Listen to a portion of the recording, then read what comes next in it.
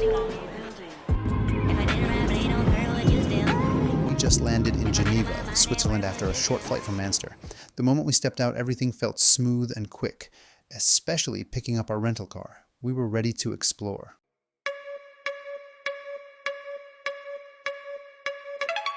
Geneva is one of the most international cities in the world. It's home to over 200 international organizations like the United Nations and the Red Cross. Even though it's the second biggest city in Switzerland with around 200,000 people, I didn't want to stay too long. I was looking for nature, mountains, and real Swiss views.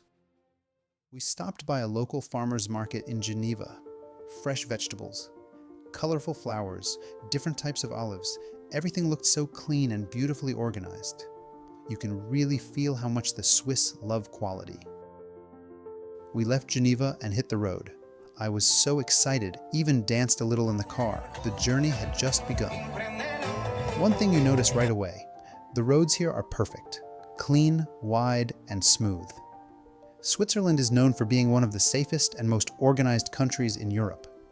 Took a quick stop to relax, breathe in the mountain air. This part of the drive, mountains, lakes, little towns, it felt like I was inside a painting. We were just passing Vevey, a town famous for being the home of Charlie Chaplin. He lived here for over 25 years. On the road, I saw a car accident, but luckily everyone looked safe. Swiss roads are safe, but always drive carefully. We passed through Bulow, a small town in the French-speaking part of Switzerland, with around 25,000 people. It's surrounded by beautiful hills and known for traditional Swiss cheese. I had to stop for a bit to enjoy the peaceful scenery. We quickly checked out Gorges de la Jaune, a beautiful natural canyon walk. Sadly, it was closed, so we kept going. Again, amazing views everywhere. Switzerland is small, only about 8.7 million people, but it's full of incredible landscapes, lakes, and villages. We stopped at a viewpoint in Jaune, a small mountain village. The quiet here feels different, peaceful and strong at the same time. As we drove toward Faulensee, we went through a long tunnel, something you see a lot in Switzerland. There are over 1,200 tunnels in the country, making travel faster and safer through the mountains. The lake, the sky, the air. Faulensee is like a secret place you don't want to leave. Finally, we were getting close to Lauterbrunnen, one of the most famous valleys in the world, surrounded by 72 waterfalls, high cliffs, and small wooden houses. This place is pure magic. It was getting dark when we reached Lauterbrunnen, and I saw one of the most beautiful waterfalls I've ever seen. The village lights started coming on. It felt like a fairy tale. This valley is known for having 72 waterfalls, and is one of the most iconic places in all of Switzerland. Lauterbrunnen means many fountains, and this valley inspired stories like The Lord of the Rings, and even influenced Tolkien's Rivendell. You see the waterfalls, snowy mountains, the wooden houses. It's like nature and people are living perfectly together here. I met a local guy who told me about some of the hidden places and where to go next. Super friendly. Did you know? Lauterbrunnen is part of the Bernese Oberland region. The population is small, less than 3,000 people, but every year thousands of hikers and nature lovers come here. From Lauterbrunnen, we drove to Steckelberg. Between two huge mountains, there were so many waterfalls. It honestly looked unreal. It's places like this that remind you how powerful nature can be. You don't need music, you just listen to the water. We parked the car and bought tickets to visit Piz Gloria. It cost 108 Swiss francs, around 110 pounds, but trust me, it's worth every single penny.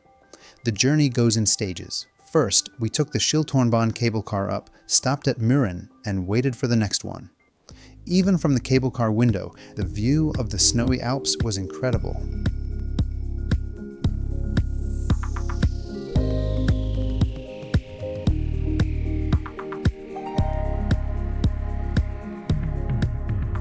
Switzerland has one of the most efficient public transport systems in the world, including mountain trains and cable cars, and they run on time, even up here in the clouds.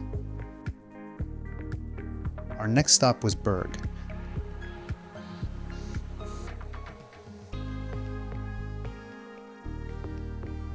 It's a metal and glass walkway that hangs over the cliff. Some parts have glass floors and bridges that look like something from an action movie, but it actually felt safe and fun. The place was full of fog and clouds, but I still wanted to try the thrill walk. In Switzerland, it's illegal to hike naked. Someone once tried it in the mountains, and now there's a law against it.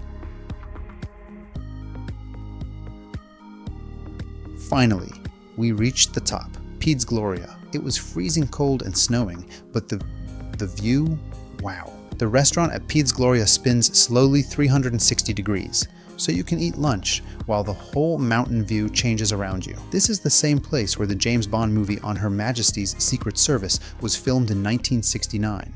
Inside, they turned it into a mini James Bond museum. You can see original clips, pictures, and even play games like flying the helicopter. It's crazy to think a place this remote is also famous in movie history.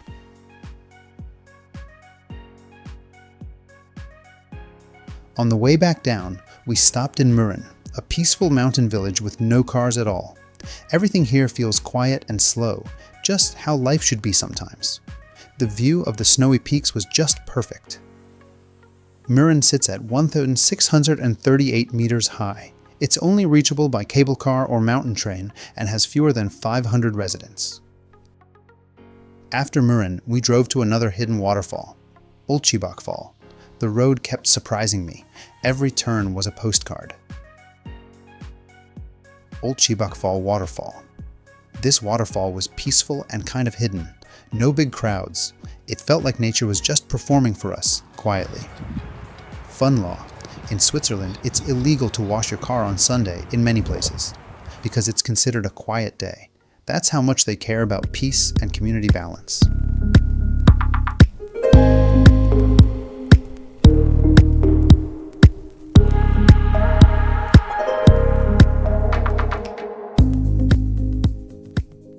Next, we went to Giessbach Falls. This one is special, not just because it's beautiful, but because you can walk behind the waterfall. It's something I've never done before. The power, the noise, the feeling, unforgettable. Giessbach has 14 waterfalls that fall into Lake Brienz. The old hotel nearby was built in 1874 and feels like stepping into a movie. Then I found a scooter and couldn't help playing around a bit, like a kid again.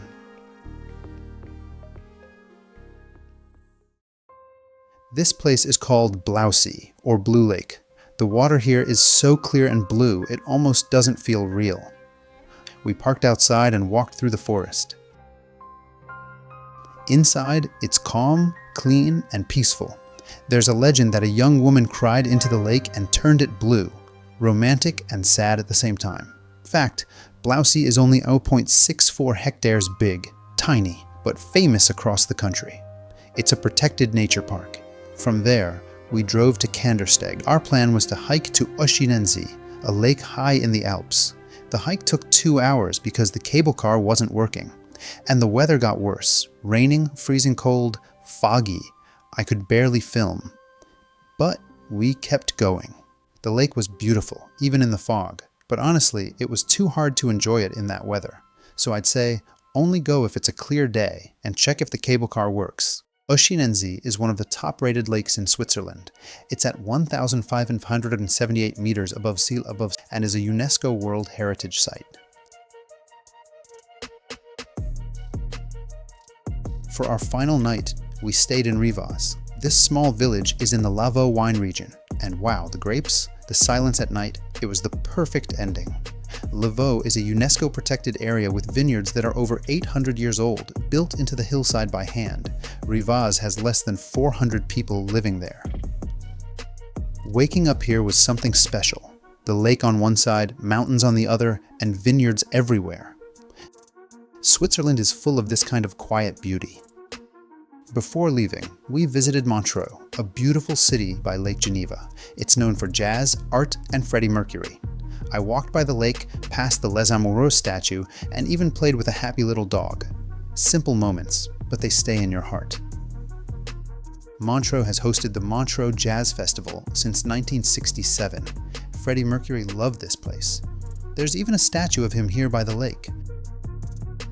We dropped off the car at the airport, quick and easy, and watched one last plane take off before saying goodbye. And this was the last view.